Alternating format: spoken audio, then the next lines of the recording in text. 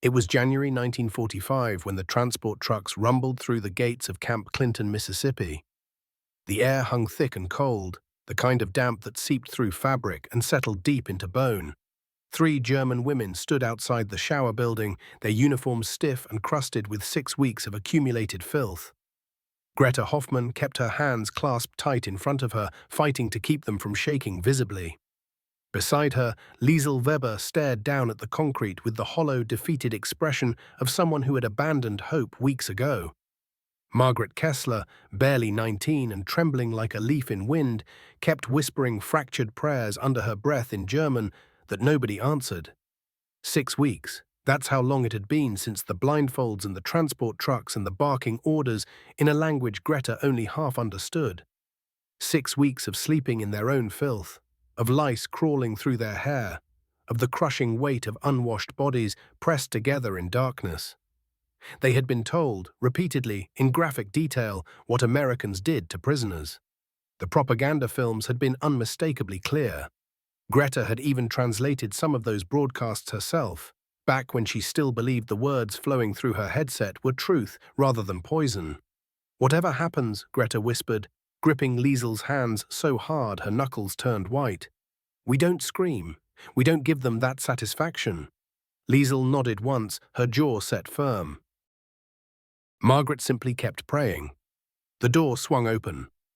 Steam billowed out in a thick white cloud that rolled across the frozen ground like something from another world entirely. Not gas, Greta's mind registered this fact with the cold clarity of someone preparing to meet her end. Water steam, real heat. An American guard stood in the doorway, arms crossed over her uniform. Sergeant Mario O'Connor, they had learned her name during processing, though none of them dared speak it aloud. She was broad-shouldered and hard-faced, with exhausted eyes that had witnessed too much and slept too little. She gestured toward the building with a sharp jerk of her head. "Water's hot," she said in slow, careful English. "You got 20 minutes. Greta translated in barely more than a whisper, though she could hardly believe her own words. They stepped inside. White tiles gleamed under harsh electric light. Greta's eyes swept across the room with the trained observation of a signals officer, searching for the trap, the trick. The moment when mercy would transform into cruelty. No drains in the floor for blood, no hooks in the ceiling, no chemical smell or stench of death. Instead, stacks of folded towels sat on wooden benches, bars of soap wrapped in paper, decorated with flowers, lavender perhaps. Greta couldn't remember the last time she had seen something beautiful that wasn't simultaneously a lie. She approached the nearest showerhead with her hand outstretched, half expecting the metal to be ice-cold or broken, or part of some elaborate joke at their expense.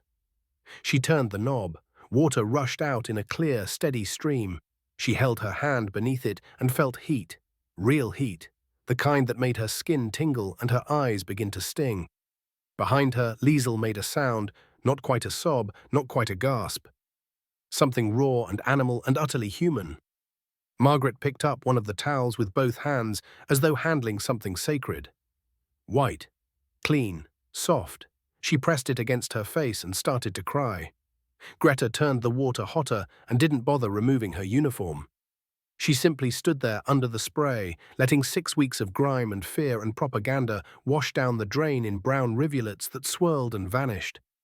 The soap smelled like lavender, like something gentle, like something meant for human beings instead of animals or enemies or things to be discarded. She slid down the tile wall until she was sitting on the floor with water pouring over her head. The sobs that tore from her chest were unstoppable now, held back far too long. Liesel was crying too, her whole body shaking, her hands covering her face. Greta kept repeating the same 2 words over and over like a prayer: sober, sober, clean, clean. Sergeant O'Connor stood in the doorway with her arms still crossed. She didn't speak, didn't mock them or rush them or turn the water cold. She simply watched 3 German women break apart under hot water and clean towels, her expression never changing. She had seen this before. She understood what mercy looked like when it finally reached someone who had stopped believing it existed. 2 weeks passed like a slow thaw. Greta woke each morning in a real bed with actual sheets, still half convinced the kindness was temporary, that someone would eventually remember they were the enemy and take it all away. But every morning brought hot oatmeal and coffee that tasted like actual coffee instead of burnt grain, bread that wasn't moldy, the same impossible routine, the same impossible kindness. She began translating for the other prisoners, drawing on English cobbled together from years of intercepting Allied radio signals, and a childhood spent reading her father's contraband American novels. Captain James Hartwell ran the camp office with the precision of a man who believed rules were the only thing standing between civilization and chaos. He was older, perhaps 50, with silver threading through his hair and the kind of quiet authority that never needed to raise its voice. When a male prisoner, a former Luftwaffe sergeant with too much pride and a chip on his shoulder, tried to intimidate Greta during roll call, Hartwell shut it down before the man finished his sentence. He stepped between them with the calm of someone who had done this before. His voice carried across the yard without rising above a conversational level. "In my camp," he said in flawless German, "you follow the rules. All of you. That includes respecting the women under my protection." The sergeant backed down. Greta stared at Hartwell, trying to reconcile this man with everything she had been taught about American brutality. He caught her looking and offered a small nod before walking away. Later, she would learn he had been a German POW himself during the First War. Later, she would understand why he ran his camp the way he did. But in that moment, she only knew that someone had deemed her worthy of protection, and she didn't know what to do with that knowledge. Liesel found her place in the infirmary almost by accident. She had been trained as a medical auxiliary nurse, patching up soldiers behind the lines, and her hands remembered the work even when her mind struggled to accept where she was. The American medics treated German POWs exactly the same as their own soldiers. Same bandages, same medicine, same careful attention to pain management. It made no sense. It violated everything she had been taught about how wars were supposed to work. One medic, Eddie Santos, was 22 and talked constantly, filling silences with terrible jokes and random observations about weather or the quality of camp coffee. He was Mexican-American, from Texas, and his father had fought in the last war. A German medic saved his life, Eddie said one afternoon, while they cleaned surgical instruments, patched him up, sent him back to his unit. Dad always said some things are bigger than flags. Liesel didn't know how to respond, so she kept cleaning. But when Eddie showed her a new suturing technique that minimized scarring, she paid attention. She learned. And when he thanked her at the end of the shift, thanked her like she was a colleague instead of a prisoner, something cracked inside her chest that she couldn't name. Margaret struggled most of all. She was the youngest, the one who had believed the hardest. Her entire world had been constructed from propaganda posters and Hitler youth rallies and her father's SS uniform hanging in the front closet like proof that everything made sense. She avoided the other women. She sat alone during meals. She stared at walls, trying to reconcile the camp around her with the one she had been promised would exist. Then a letter arrived.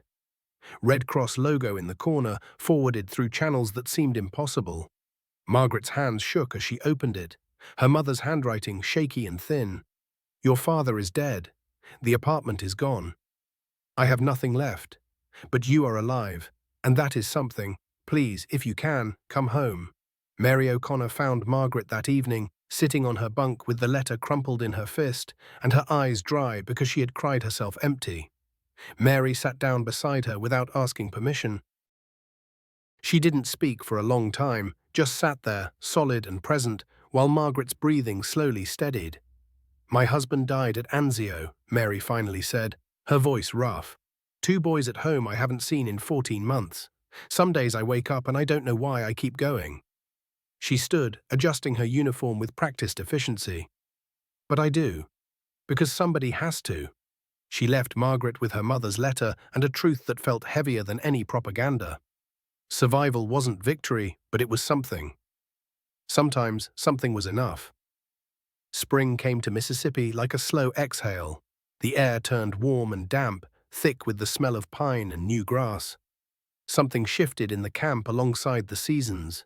News filtered in through censored letters and whispered conversations between guards. Berlin was falling. The Reich was collapsing. The glorious victory Margaret had been promised existed only as rubble and smoke and surrender. Greta received a letter from her sister in Bavaria. 3 pages written on both sides in tiny, cramped handwriting that spoke of survival and children asking when Greta was coming home. They were alive. They were safe, or as safe as anyone could be, in a country tearing itself apart.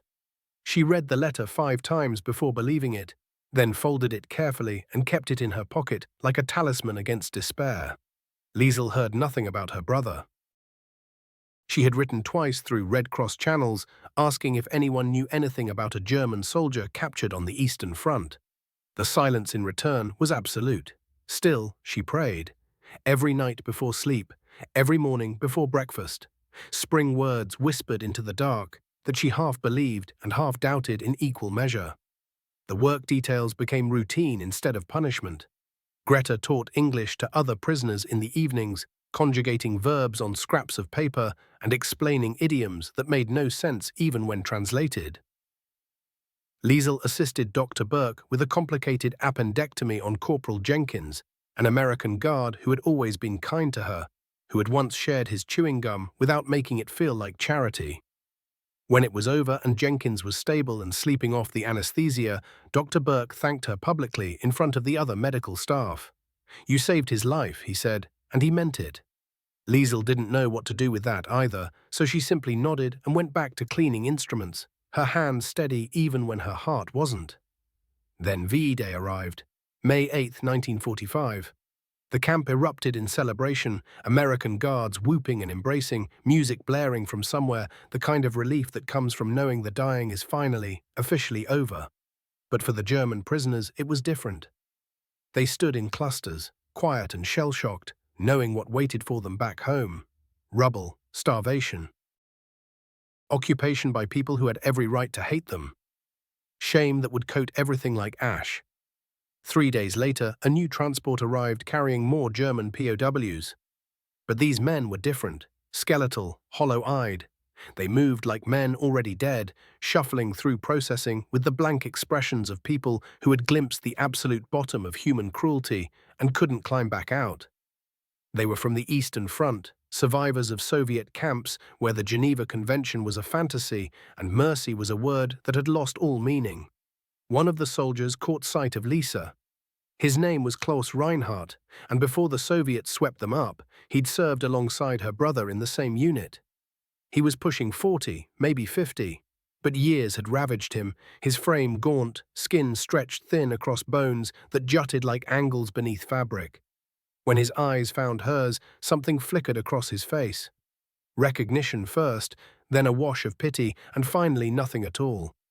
"Your brother," he said, his voice rough as gravel. "I knew him." He paused, shook his head in a slow, deliberate motion. "I'm sorry." The earth seemed to shift beneath Lisa's feet. She tried to speak, but her throat produced nothing. Klaus turned away, whether unable or unwilling to continue, she couldn't tell.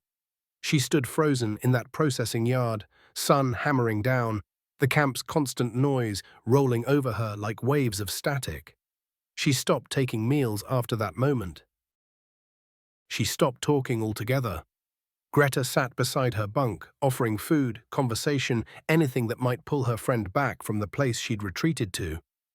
But Lisa had vanished inward, sinking into a quiet so profound it seemed like it might be permanent. A second letter came for Greta 7 days later. Her mother was gone. The neighbor's words were plain: starvation and despair. They'd held no service worth mentioning. Money didn't exist for such things. Margaret had just turned 19, and she stood alone. No father waiting, no mother, no German home to walk back into.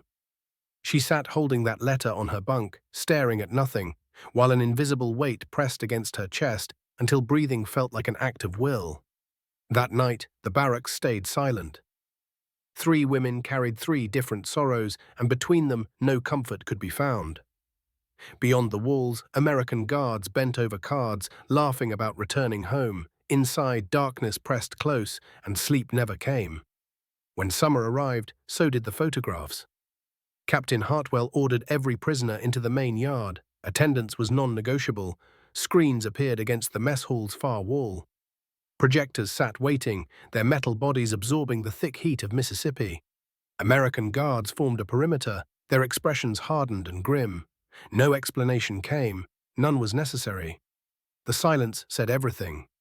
The lights went dark. The projector hummed to life. And then the world broke open. Auschwitz, Bergen-Belsen, Dachau, Buchenwald, names that would become etched into humanity's darkest memory.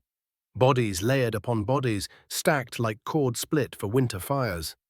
Living cadavers with eyes too enormous for hollowed faces, staring into the camera with expressions that transcended horror itself. Mountains of shoes, countless eyeglasses, hair collected in heaps. The industrial machinery of systematic death, rendered in black and white. Greta's world tilted sideways. She had known camps existed. Labor camps, she'd been told. Necessary work for the war effort, they said.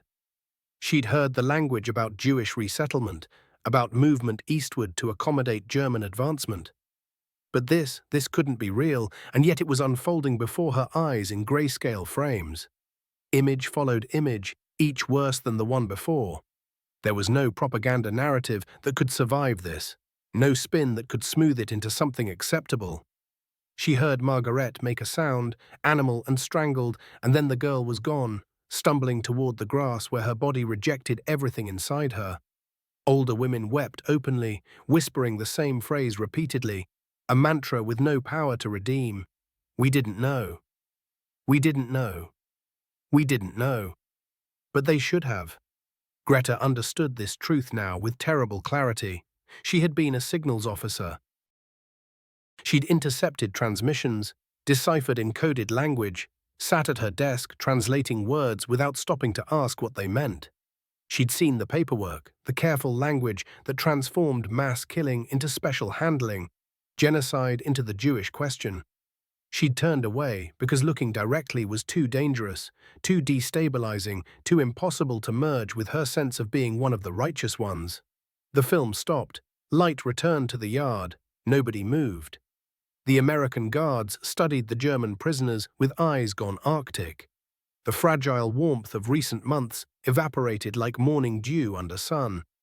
Mary O'Connor's jaw was locked so tight, Greta could see the muscle pulse beneath his skin. Eddie Santos stood with arms crossed, his gaze distant, fixed on something none of them could perceive. That evening, everything shifted, not into cruelty. Hartwell maintained his operation according to regulations, still enforcing Geneva Convention protections with the same methodical rigor. But the informal conversations ceased. Laughter disappeared from the yard. Eddie didn't acknowledge Liesel when she came to the infirmary the following morning. Mary found Greta in the translation office, planted in the doorway with arms crossed. How? Mary demanded, her voice fracturing on that single word. How could you not have known? Greta possessed no answer that mattered. We were told. Mary's voice became flat and razor-sharp. Don't give me that excuse. Don't tell me you were just obeying commands. Don't pretend you didn't know what was happening. She left before Greta could formulate a response. And what would she have said anyway? The evidence was undeniable. Guilt became a collective thing, shared equally among them. No amount of hot showers or fresh towels could eliminate what had been perpetrated in their name. The German prisoners fractured under the weight. Some rejected the entire thing outright. The photographs were fabricated by the Americans. The films had been staged and manipulated. Others transformed their shame into rage, directing it at their captors for forcing them to witness such things. Still others descended into a silence born of shame so deep it contained no words and no resolution. They simply stared, waiting for oblivion.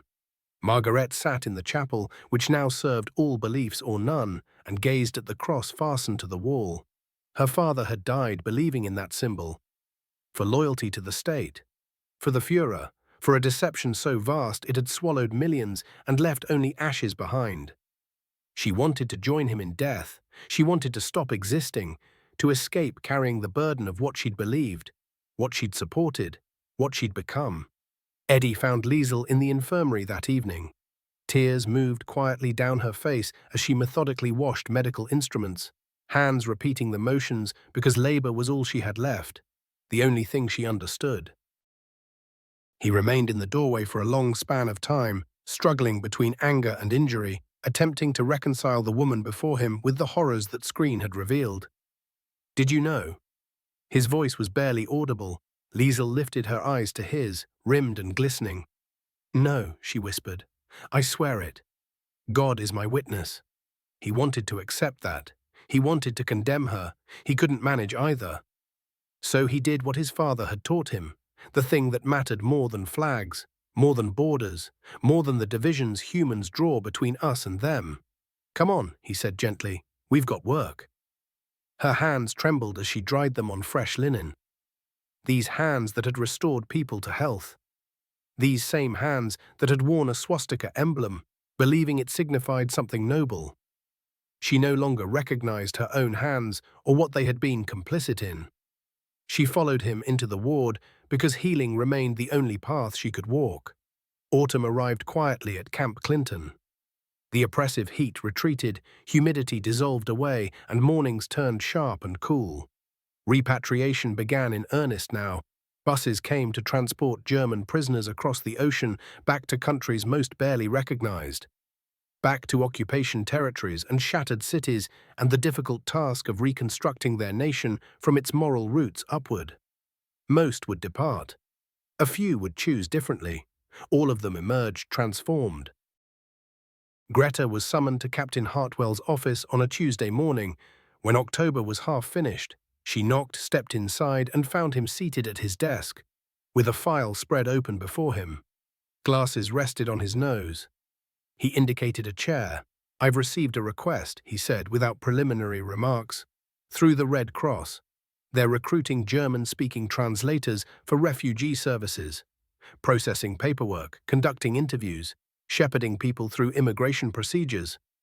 He studied her over the rims of his spectacles. "You're more than qualified. The position is yours if you want it. Your sister's family could immigrate through sponsorship." Greta remained motionless, allowing the possibility to settle into her mind. A future, a purpose, a way to channel skills she'd developed in service of something constructive instead of destructive. She opened her mouth to say yes, then hesitated. "Why?" she asked. "After everything. After those photographs. After what we had a hand in. Why would you do this?" Hartwell leaned back in his chair, removing his glasses and polishing them with his handkerchief in unhurried motions. When he spoke, contemplation weighed every word. "Because I was 19, terrified, imprisoned in a German camp outside Stuttgart. And I remember a guard. His name was Wilhelm. He gave me half his bread when disease had ravaged me. He kept me alive." His gaze held hers. "We don't wage war so we can become what we fought against. We fight because something's worth protecting when the weapons finally fall silent." Something broke open in Greta's chest. Something wound tight since those images, since understanding her complicity through inaction. "I'll take it," she said quietly. "Thank you." Liesel learned about her brother 3 days before her ship departed. The Red Cross notification was spare and factual, deceased in Soviet captivity. Date of death uncertain, no remains, yet folded inside was another letter, smuggled out months before his death. The paper was gossamer thin, almost transparent. "If you survive," her brother had written, "live for both of us. Don't permit what happened to diminish you, become larger than the suffering." She sat in that infirmary where countless hours had taught her American medical practice, where Eddie had shown her how to see human beings instead of adversaries, and she decided. She would become a doctor in America. She would devote herself to healing. That was everything she understood anymore. Perhaps it was sufficient. Perhaps healing was how you fought back against a world intent on teaching you brutality. Margaret took a different path. She would return to Germany, not because it felt like home. It didn't. Could never again. The nation she'd loved was constructed on mass graves, but the country needed rebuilding. Someone had to educate the children about what actually transpired, ensuring it never returned. Someone had to stand before a classroom and name the truth plainly. This is what we committed. This is why it was abhorrent. This is how we prevent its return. Mary O'Connor handed her an address before departure, block letters on scrap paper. "My cousin directs a school in Munich," Mary said. He'll need educators capable of speaking honestly, teachers who recognize deception because they'd embraced it previously. She paused, her voice softening. You've got more bravery than you realize, kid. The last morning arrived cold and transparent. The three women gathered in the shower building one final time before boarding the bus. Not out of necessity, but because this place had become sacred to them in ways impossible to articulate. The steam rising, soap dissolving in water, towels stacked clean on benches, all of it retained the capacity to halt them and remind them what mattered. Greta's fingers touched one of the folded towels, feeling the softness beneath her fingertips. I will carry this memory forever, she said quietly. Liesel turned to her. What? The towel. That someone decided we deserved clean towels, even when they weren't obligated, even when we didn't merit it. Greta's throat tightened. That's everything, maybe, Margaret said, breaking her silence. Perhaps mercy isn't predicated on worthiness. They remained together in rising steam, three women transformed from enemies into prisoners, into shattered people, rebuilt by humanity's smallest gestures. Outside, a bus engine rumbled to life. An hour later, the bus pulled away from Camp Clinton. Greta watched from her window as Captain Hartwell and Mary O'Connor stood at attention beneath morning light. Eddie waved from the infirmary entrance. The camp vanished into Mississippi's pine forests. With it went one chapter of lives that had contained more education about what humans could be than all the propaganda broadcasts and Hitler Youth ceremonies combined. Years afterward, Greta would set down in writing what that time had meant. She would attempt to convey how an entire belief system could fracture through something as straightforward as hot water and soap, by governance that shielded rather than destroyed, by individuals who selected restraint when retaliation was available. The war teaches about strength, she would write years later, about conquest, about demonstrating supremacy. But in that camp, with water and folded linens and laws that acknowledged our humanity even after we'd forgotten how to be human ourselves, I understood the real truth. True strength lives in restraint. Real authority manifests as compassion. And the most revolutionary gesture in wartime is remaining human when everything insists you needn't be. Decades passed. A letter arrived at Greta's New York office. Munich was listed as the return address. Inside was a classroom photograph, children absorbing genuine history, the unpolished kind that refuses to avert its gaze from difficult truths. A pressed flower was tucked between the pages, and 3 words appeared in Margaret's precise script. We told the truth.